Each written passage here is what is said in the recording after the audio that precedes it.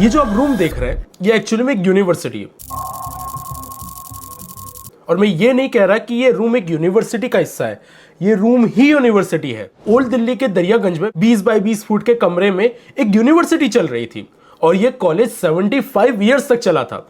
तो ये college 75 years तक कैसे चल गया, जबकि यूजीसी ने इसे पहले ही फेक डिक्लेयर कर दिया था और ये कई सालों तक ऑपरेट करता रहा। बल्कि इसके मालिक ने तो ये भी बोल दिया कि भाई यूजीसी के बोलने से थोड़ी ना कुछ हो जाता है, हम तो भाई डिग्री बेच रहे हैं, स्टूडेंट्स खरीद रहे हैं। और ये कॉलेज काफी टाइम तक चलता रहा। तो आखिर ये ऑपरेट कैसे हुआ, क्या है इसकी स्टोरी, जो कि बाय द वे बहुत ही इंटरेस्टिंग है, और गवर्नमेंट ने इसके खिलाफ क्या एक्शन लिया, आज की इस वीडियो में हम लोग डिटेल में इस बारे में डिस्कस करेंगे।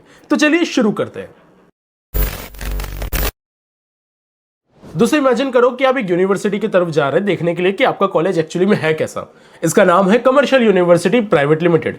ये ओल्ड दिल्ली में दिखता है तो पहले शेडी लगने लगता है कि एक यूनिवर्सिटी इतने क्राउडेड एरिया में कैसे है। लेकिन जैसे जैसे आप उसकी तरफ अप्रोच करते हैं आपको पता चलता है कि यहाँ जो 20 बाय 20 फुट का जो कमरा है यही कॉलेज है। ना कोई कैंपस, ना स्टूडेंट्स, ना कोई फैकल्टी, बस उस कमरे में एक आदमी बैठा है जो डिग्री बांट रहा है। यही एकलौता एम्प्लॉय है उस कॉलेज का।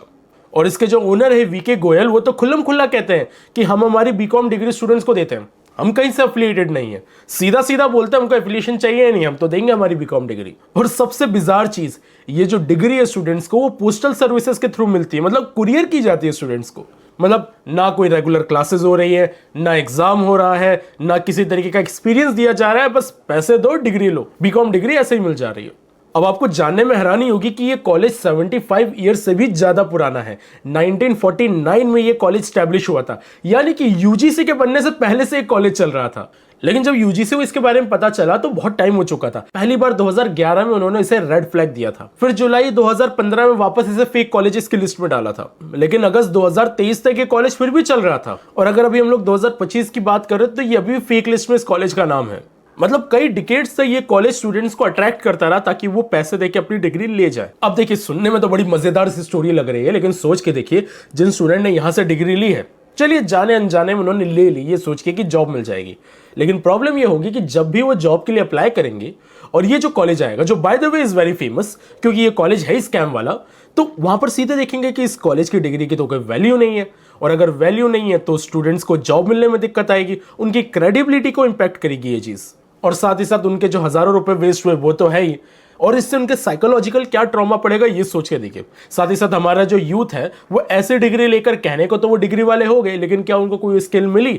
नहीं मिली। तो ऐसा हो गया कि उनके पास डिग्री आ गई लेकिन स्किल्स नहीं आई। क्यों? क्योंकि ऐसे फेक कॉलेजेस चल रहे हैं। लेकिन ये चीज यहां पर खत्म नहीं हुई है, इसके तो इंटरनेशनल कॉन्सिक्वेंसेस है। ये सारे स्टूडेंट जो कि ऐसी फेक जगह से डिग्री लेते हैं और फिर जब यूके और यूएस में अप्लाई करते हैं बाहर जाने के लिए, तो कई बार ये एयरपोर्ट पर ही पकड़ लिए जाते हैं। राजीव गांधी एयरपोर्ट में ऐसे लोग पकड़े गए हैं जहां पर उनके पास फेक डिग्री मिली है, जिसके बेसिस पे वो फर्दर स्टडीज करने के लिए बाहर जा रहे थे। तो सोच के देखिए इंटरनेशनल मार्केट में भी रेपुटेशन खराब हो रही है। अब दोस्तों एक क्वेश्चन आ सकता है कि यूजीसी तो 2011 से ही बता रही कि फेक कॉलेज है, तो फिर ऑपरेट कैसे कर रहा है? ये ऑपरेट इसलिए कर रहा है क्योंकि यूजीसी के पास इतनी पावर नहीं है। वो इन्फॉर्म तो कर सकता है लेकिन उसके खिलाफ एक्शन कैसे लेगा?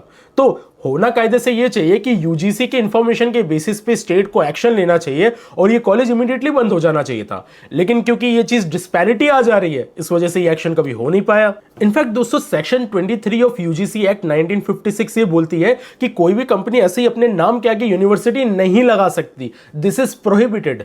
लेकिन अगर कोई लगाता है तो फाइन्स बहुत रेयरली मिलते हैं, प्रोसिक्यूशन होता नहीं है, और ये बहुत बड़ी प्रॉब्लम है। अब गवर्नमेंट क्या कर रही है, एडमिनिस्ट्रेटर क्या कर रही है, वो तो बात का देखा जाएगा, लेकिन एज अ स्टूडेंट आपको क्या ध्यान रखना है इस बारे में बात करते हैं। सबसे पहले दोस्तों आपको जो भी कॉलेज के लिए अप्लाई करें, आपको यूजीसी की वेबसाइट चेक करनी है कि रिकॉग्नाइज्ड कॉलेज है कि नहीं है। अगर नहीं है तो एक रेड फ्लैग है, और अगर उनके फेक कॉलेज की लिस्ट में दिया हुआ है तब तो भूल ही जाना है, बल्कि दूसरों को भी बताना है कि उधर अप्लाई नहीं करना है। हो सके तो कैंपस में फिजिकली विजिट करिए, उसके फोटोज देखिए कि ये एआई जनरेटेड या फिर स्टॉक वाले फोटोज तो नहीं लग रहे। उनके एलुमनाई को रीच आउट करिए, लिंक्डइन वगैरह पे रीच आउट करिए, उनसे बात करिए, और आसपास हर जगह से उस कॉलेज का रिव्यू इकट्ठा करिए, क्योंकि ये जानना आपके लिए बहुत जरूरी है कि ये कॉलेज एक्चुअली में एक अकम्पलिश्ड और रियल कॉलेज है कि नहीं है। क्योंकि अगर ये फेक कॉलेज निकल गया तो आपके पैसे तो जाएंगे, लेकिन आपकी डिग्री की भी बहुत ही ज्यादा बुरी हालत हो जाएगी। अच्छा, कुछ और चीजें जिनसे आपको बच के रहना, जैसे कि जब भी कोई बोले गारंटीड प्लेसमेंट, स्पेशली ऐसे टाइम में, तो ये एक रेड फ्लैग है। तो दोस्तों कमर्शियल यूनिवर्सिटी के केस से हमको पता चला कि ऐसे फेक कॉलेज कितने लार्ज स्केल पे चल रहे हैं, जिसकी वजह से हमारे स्टूडेंट्स को कितनी प्रॉब्लम हो रही है। आई होप आपको आज की वीडियो इन्फॉर्मेटिव लगी हो। अगर इन्फॉर्मेटिव लगी तो चैनल को सब्सक्राइब करिए। हम लोग फिर से मिलेंगे नेक्स्ट वीडियो में ऐसी बातें डिस्कस करते हुए। तब तक के लिए स्टे क्यूरियस, कीप लर्निंग।